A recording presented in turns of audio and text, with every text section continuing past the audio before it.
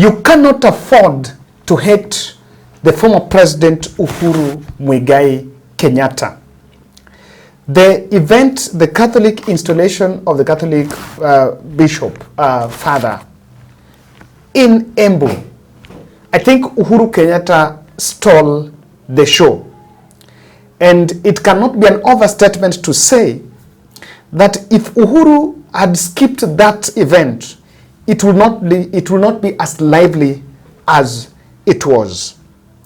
And the presence of the former President Uhuru Kenyatta in that event, I have really watched that event all the session until the last speeches.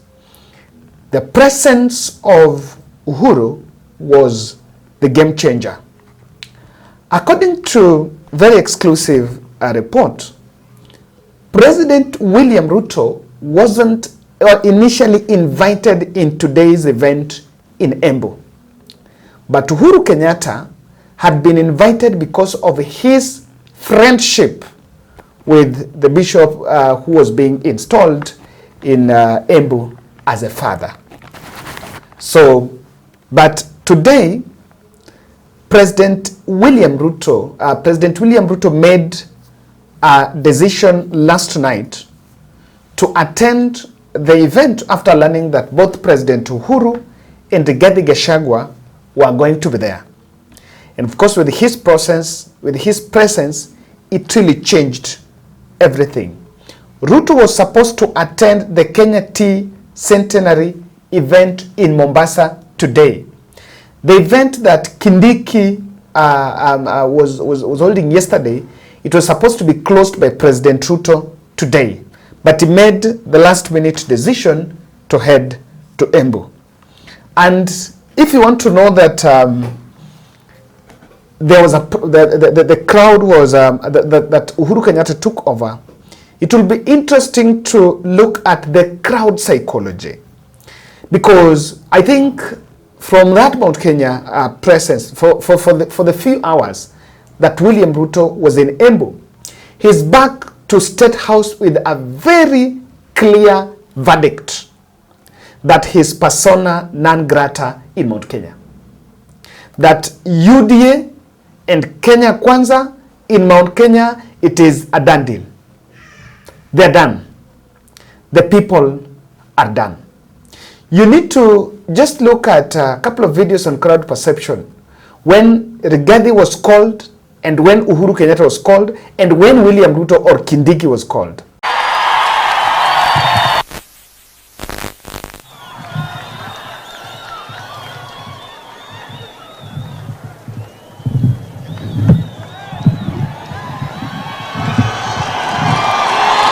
Asante sana.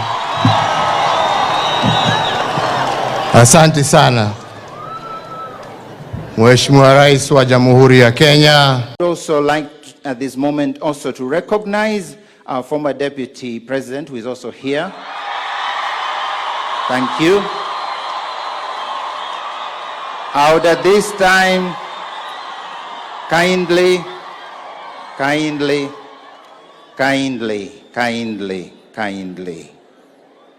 or even the governor, you will get the difference that Uhuru Kenyatta was speaking throughout amidst a cheering crowd. President Ruto had one of the most boring speeches in that place. Uhuru seemed to hold no grudge. And I think that's why I'm saying you must like him. You know, like the sitting arrangement, he was seated next to Kindiki. And he was lively. In fact, he's shown what has been saying that I hold no grudge. Remember, Kindiki was actually in the Senate, was I think Senate majority leader, deputy majority leader, if I'm not wrong, in the Senate during Uhuru Kenyatta reign. Despite the fact that there was that transition, he actually he was more lively in his interaction with Kindiki. And initially he must have realized that Kindiki was very suffocated, you know. Kindiki was very reserved. He didn't know what to say, and Uhuru had to break the ice, and they started talking, and Uhuru was laughing and was happy throughout. I think that was a very good gesture from that place. Then you got to listen to the speech by the former President Uhuru Kenyatta. That was the statesman speech. That was a speech that is deserved, is a speech that is expected from a former president who is speaking amidst a political, a political tensed crowd.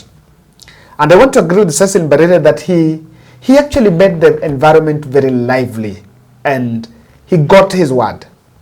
He got his message. And I want us to dissect the speech by the former president. Asante sana. Asante sana. Mheshimiwa Rais wa Jamhuri ya Kenya, Mheshimiwa William Samoei Ruto, rafiki wa dhati, mtu wa haki, mtu mpole, mtu wa heshima, mtu ambaye ana utu, na mimi sina shaka wenzangu wa Embu mmepata kiongozi ambaye atakuwa mtu wa kuchunga masilahi ya wale ambaye anaongoza.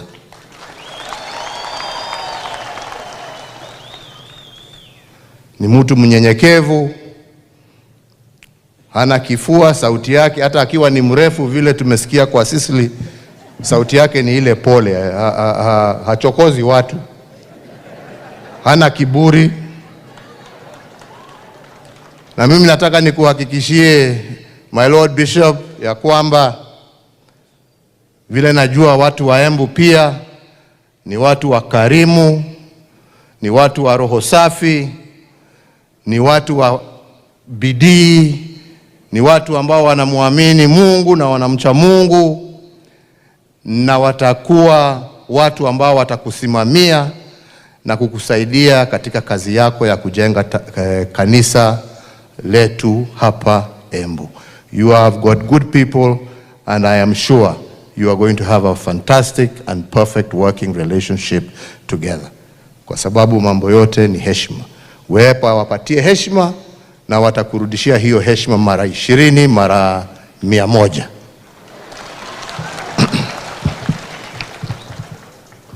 Mimi sina mengi ya kusema. Najua mimi sasa siku hizi mimi sina mastori mingi. Mimi naangalianga tu TV.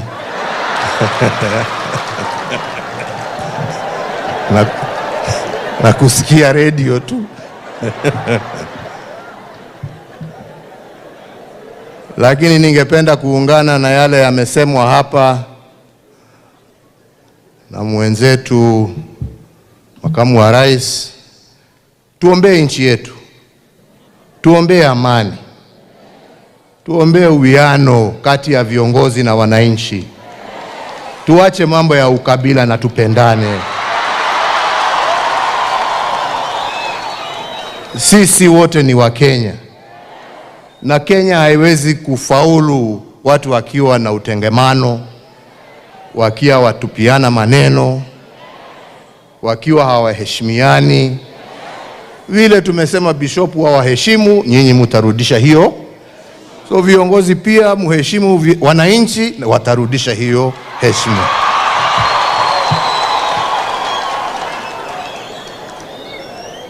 Kwa hivyo mimi nataka nifikishie hapo.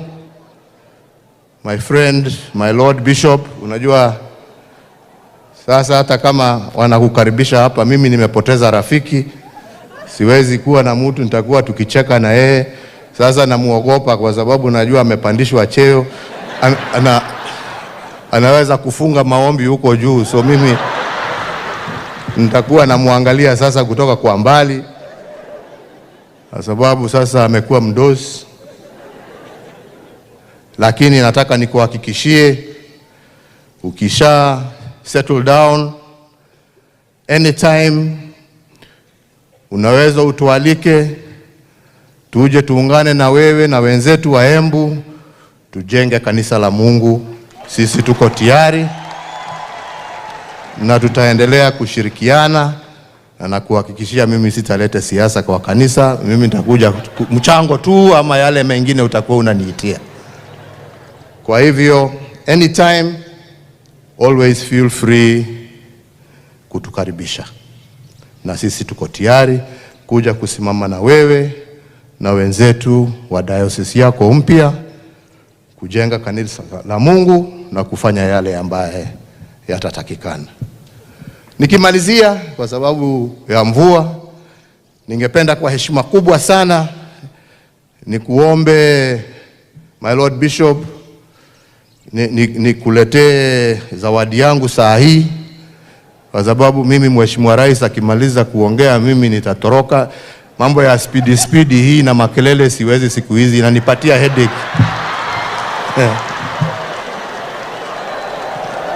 Kwa hivyo mimi ningependa tumalizane mapema ndio mimi nitoke pole. Sini namna hiyo? Sini namna hiyo? Na nuncio, mi bahasha yangu ni ya white, sio ya brown ile ulikuwa unasema. Yangu haina mambo mingi, ni zawadi kidogo tu ya rafiki, si ndio? Mungu awabariki, Mungu awalinde, na Mungu aendelee kulinda taifa letu la Kenya. Asanteni sana.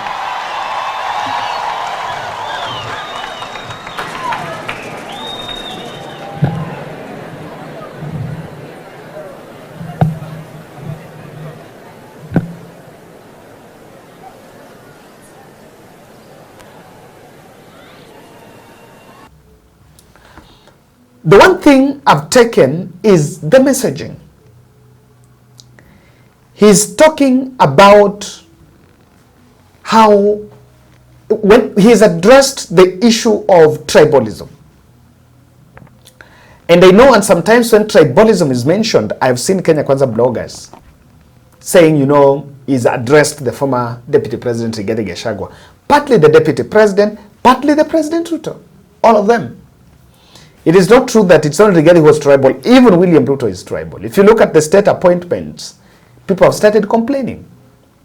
He has spoken about respect is either way. And the issue of respect, indirectly, he was trying to address himself to the issue of how the state responded to the Catholic bishops. It was a bit disrespectful.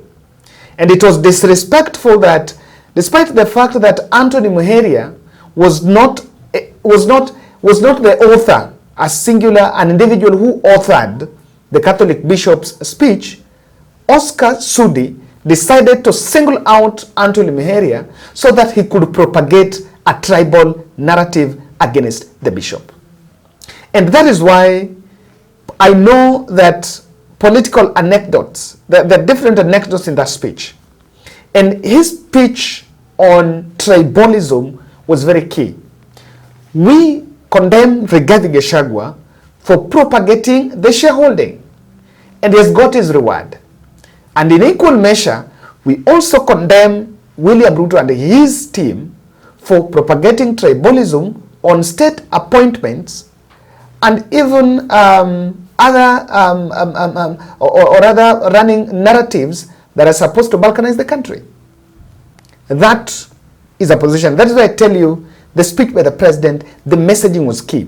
Another key message that you could take away, that you could take from that speech, is the message on, we will come and I will not campaign in church.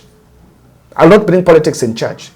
That is already throwing jabs to these other fellows that were doing politics in church, because he knew that he was going to do it. And lastly, I made a presentation as I realized that he decided to give his reward there and then.